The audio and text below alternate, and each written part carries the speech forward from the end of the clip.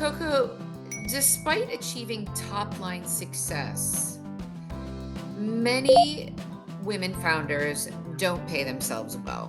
What are your insights on aligning personal prosperity with business growth? This is such a difficult topic, very difficult topic. It is, I think, especially hard for women. It is very, very, very hard for me. At Allumé, I struggled tremendously because so much of, I had nurses and, patients who were medically fragile. So I'll tell you that what has worked for me is what works in pretty much every other area where I have a weakness. And that is having someone else who can be the guardrails. For me, it's very important that I have systems of accountability around finances. And so having a CFO in place, having a board where I report, and the other thing that I think has been a really good lesson for me personally that I can now use in my life, and you can use too as a listener, and it's act as though you're a real investor. And so because I had two investors, angel investors who invested, I had to be responsible, right, for the money. And I had to make sure that there was return. I had to make sure we had put a lot of money in, and we needed to make sure that we knew how much we put in and how much we were getting out. And so for the first few years, I wasn't taking anything out.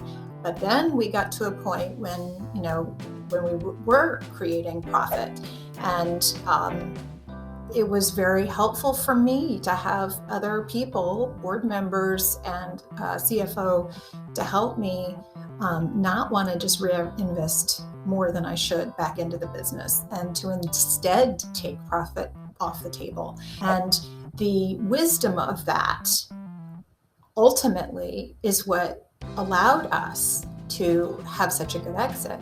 Because if we hadn't had that mindset, if it just been all my decision, my generosity, bullshit getting in the way, our EBITDA, our net profit wouldn't have been as strong, and we wouldn't have got such a strong value. So it is, for me, this is an area that I always need help. And I always need others to help, be in place to help put those guardrails on.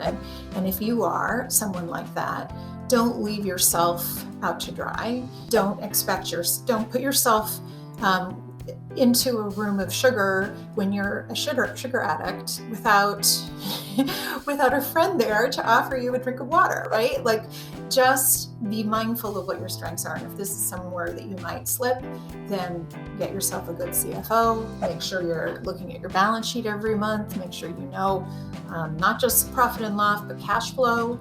And make sure you have those good people in your life who can help you. And having a board, I believe, is one of the best things you can do for that, because you're reporting back, and the accountability of that keeps you very clear and honest about what you're doing and why you're doing it. And it also makes you realize when you're doing something that probably doesn't make sense.